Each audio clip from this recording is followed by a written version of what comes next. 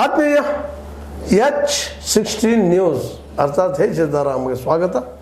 ನಾನು ನಿಮ್ಮವ MI ಅದು ಮಲ್ಲಪ್ಪ ಜೋತಾರ. ಆದ್ಮೇಲೆ ಇವತ್ತು ಒಂದು ವಿಶೇಷ, ಅದರಲ್ಲೂ ವಿಶೇಷ ಸೀರೆ ಮತ್ತು ಧೋತ್ರ ಕುರಿತಾಗಿ, ಮುಖ್ಯವಾಗಿ ಸೀರೆ ಕುರಿತಾಗಿ. ಇದು ಯಾಕಂದ್ರೆ ಈ ದೇಶದ ಲಕ್ಷಣ, ಈ ದೇಶದ ಸಂಸ್ಕೃತಿ, ಈ ದೇಶದ ನಾಗರಿಕತೆ, ಈ ದೇಶದ ಬೆಳವಣಿಗೆ ಇನ್ನೇನು ಏನೋ ಎಷ್ಟು ಹೇಳಿದ್ರು ಕಡಿಮೆ. ಅದು ಅದರೊಂದಿಗೆಲ್ಲ ಈ ನಮ್ಮ ಭಾರತೀಯ ಪರಂಪರೆಯೊಂದಿಗೆಲ್ಲ ಸೀರೆ ಮತ್ತು ಧೋತ್ರ ಭಾಳಷ್ಟಲ್ಲ ನಿರಂತರವಾಗಿ ನಮ್ಮೊಂದಿಗಿದ್ದಾವೆ.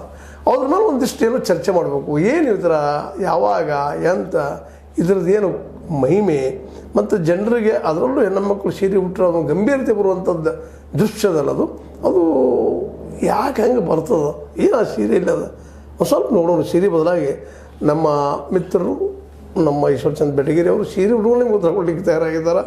ಅದಕ್ಕೆ ಅವ್ರು ಮೊದಲದಾಗೆ ತಾವು ಈ ಸೀರೆ ಬದಲಾಗಿ ಸೀರೆ ಉಟ್ಟು ಏನು ಹೇಳ್ತೀರಿ? ಹಾಂ ಸರ್, ಭಾರತೀಯ ಸಂಪ್ರದಾಯದ ಶ್ರೇಷ್ಠ ಉಡುಗೆ ಅಂತಂದ್ರೆ ರೀ ಸೀರೆ ಅಂತ ಹೇಳಿ ಸರ್, ನಾನು ಹಿಂದೊಮ್ಮೆ ಲೇಖನವನ್ನು ಬರೆದಿದ್ರಿ. ಯಾಕಂದ್ರೆ ಸರ್, ಭಾರತೀಯರು ಅಂದಾಕ್ಷರ ಸರ ಅಲ್ಲಿ ಒಂದು ಸಂಸ್ಕೃತಿಯ ಒಂದು ಪ್ರತೀಕವಾಗಿ ಒಂದು ಗೌರವ ಹೊರತೈತೆ ರೀ.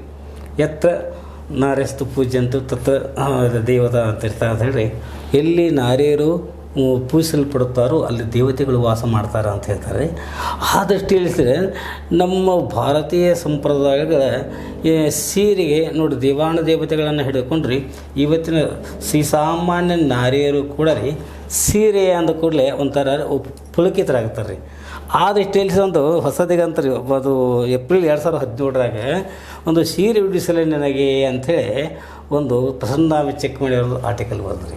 ಇದನ್ನಂದರೆ ಸರ್, ಇದ್ರಾಗ ಹೇಳ್ತಾರೆ, ಸೀರೆ ಎಂಬ ನುಡಿ ಕಿವಿಗೆ ಬಿದ್ದರೆ ಸಾಕ್ರಿ, ಯಾವುದೇ ನೇರೆಯ ಕಿವಿಯು ಒಂದು ಕ್ಷಣ ಚುರುಕಾಗಿ ಬಿಡುತ್ತದೆ. ಯಾಕೆಂದರೆ ಮಹಿಳೆಯರ ಬದುಕಿನಲ್ಲಿ ಸೀರೆಗೆ ವಿಶಿಷ್ಟವಾದ ಒಂದು ಸ್ಥಾನ ಇದೆ ರೀ. ಸೀರೆಯನ್ನುಟ್ಟು ನೀರಿಗೆ ಚಿಮ್ಮುತ್ತ ಸಾಗುವ ನೀರಿಯ ಸೊಬಗೇ ಬೇರೆ. ಮಹಿಳೆಯರಿಗಂತೂ ಸೀರೆ ಬಗ್ಗೆ ಎಷ್ಟು ಮಾತನಾಡಿದರೂ ಕಡಿಮೆ, ಸೀರೆಯನ್ನು ಎಷ್ಟು ನೋಡಿದರೂ ಸಾಲದು.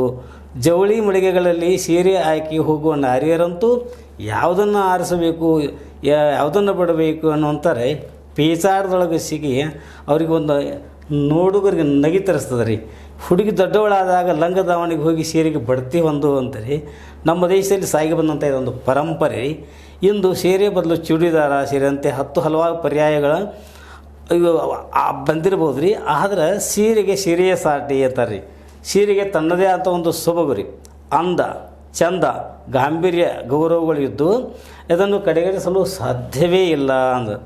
ಮನೆಗಳಲ್ಲಿ ಪುಟ್ಟ ಹೆಣ್ಣು ಮಕ್ಕಳು ಕೂಡ ರೀ ಈ ಅಮ್ಮನ ಅಥವಾ ಅಕ್ಕನ ಸೀರೆಯನ್ನು ನಲಿಯುವುದನ್ನು ಕಾಡ್ತಾರೆ ರೀ.